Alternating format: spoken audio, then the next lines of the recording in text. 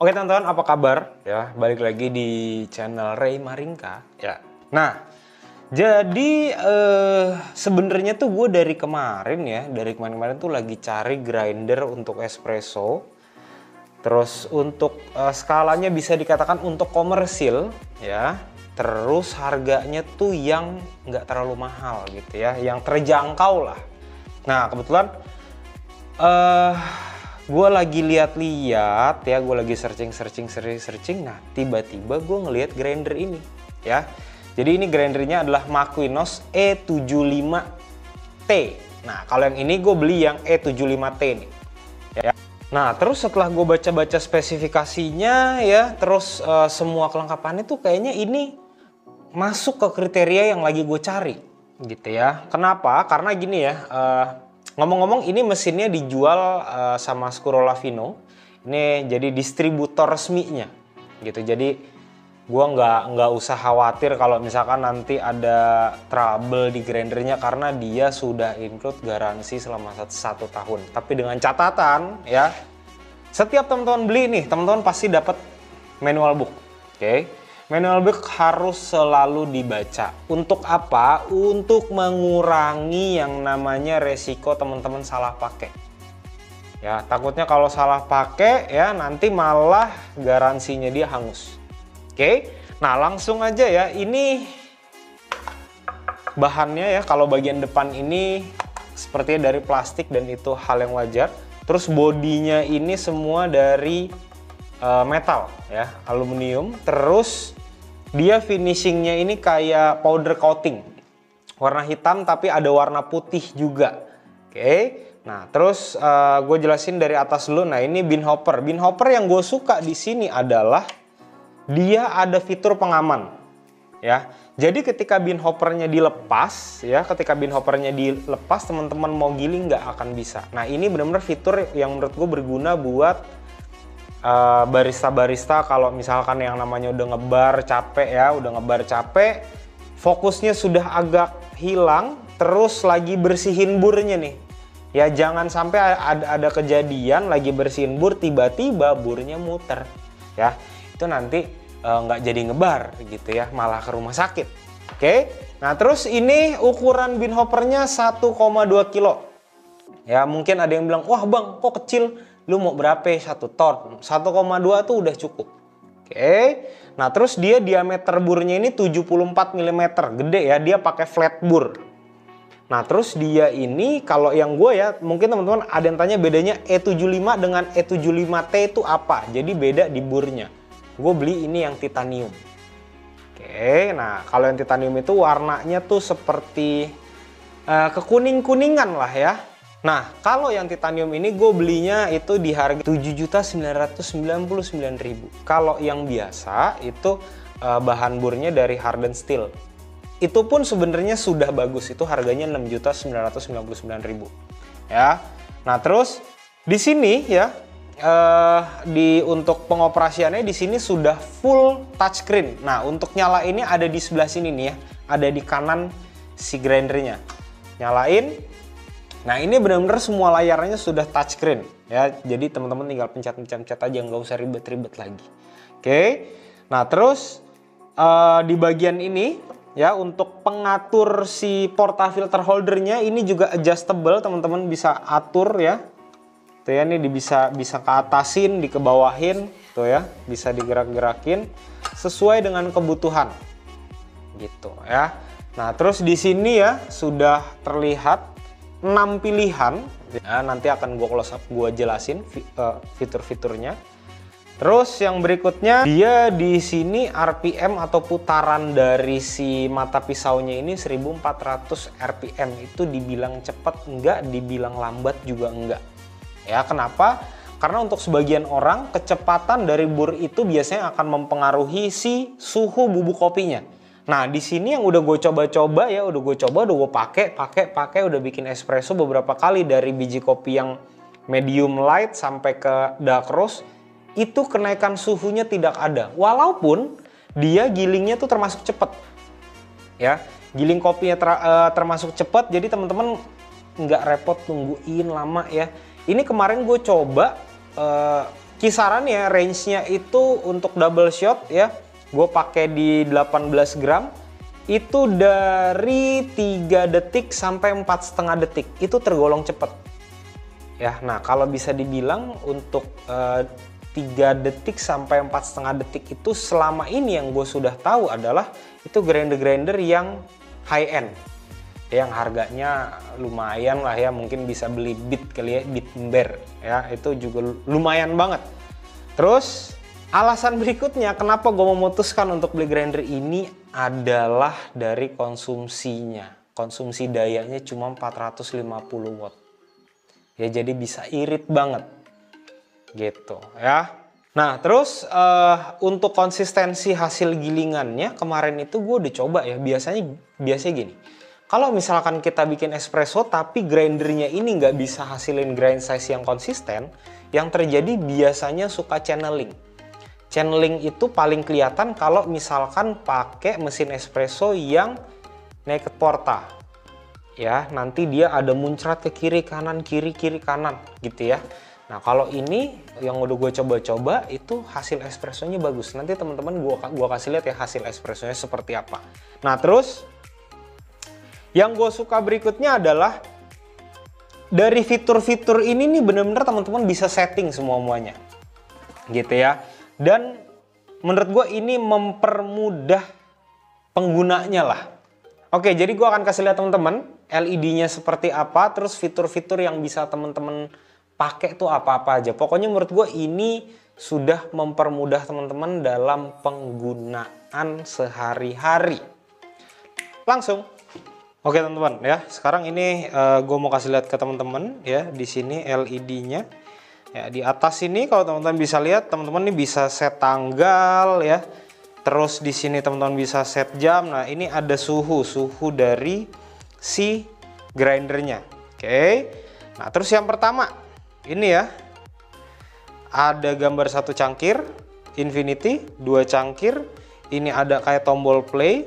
Nah ini kalau teman-teman pencet ini keterangan-keterangan nih ya, tuh ya udah berapa banyak dipakai untuk single.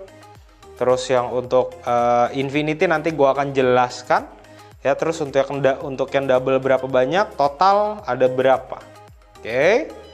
Terus di sini ada setting startupnya, auto, manual. Nah menurut gue ini teman-teman gak usah apa-apain lagi ya. Nah terus yang gue mau bahas fitur di sini adalah yang single dan double-nya. Oke.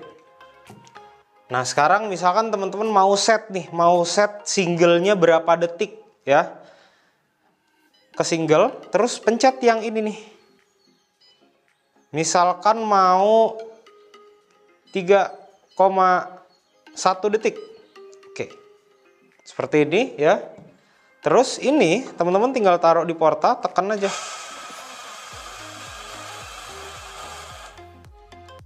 Ya. Ketika dia ada di 3,1 detik dia akan berhenti.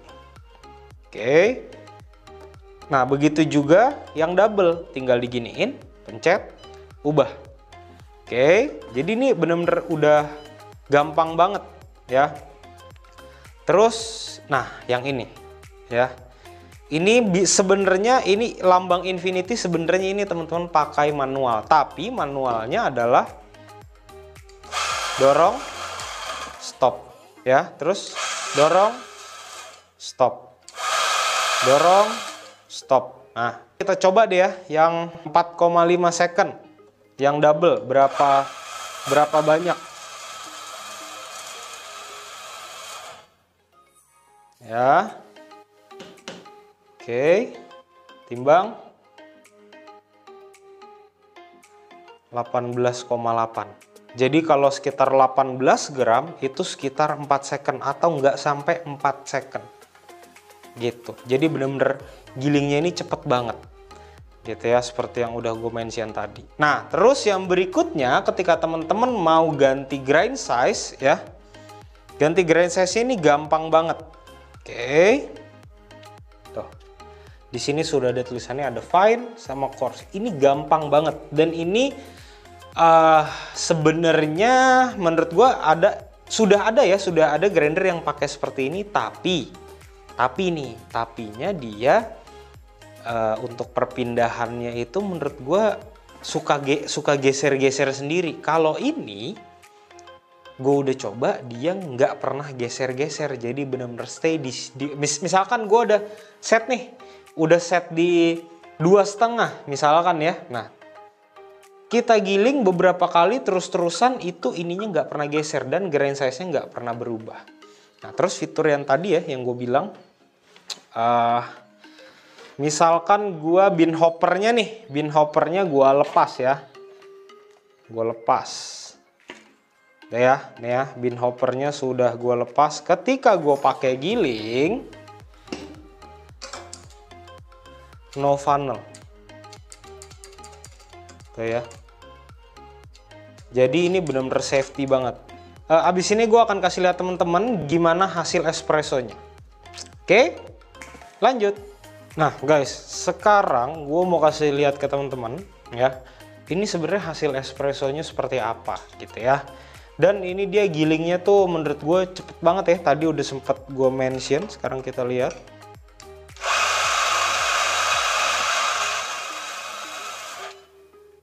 Oke. Ini menurut gue gilingnya benar-benar cepet sih ya. Terus sekarang kita coba lihat ya hasil espressonya seperti apa.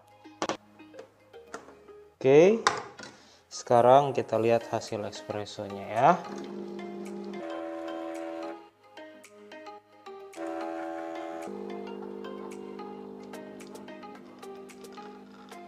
Tuh ya, bagus sekali guys. Tuh. Culture ya kan. Oke. Stop. Gila guys.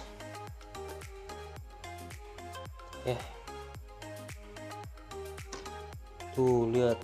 Ih, kremanya pun nggak pecah ya. Nah, sekarang kita balik ke kesimpulan ya.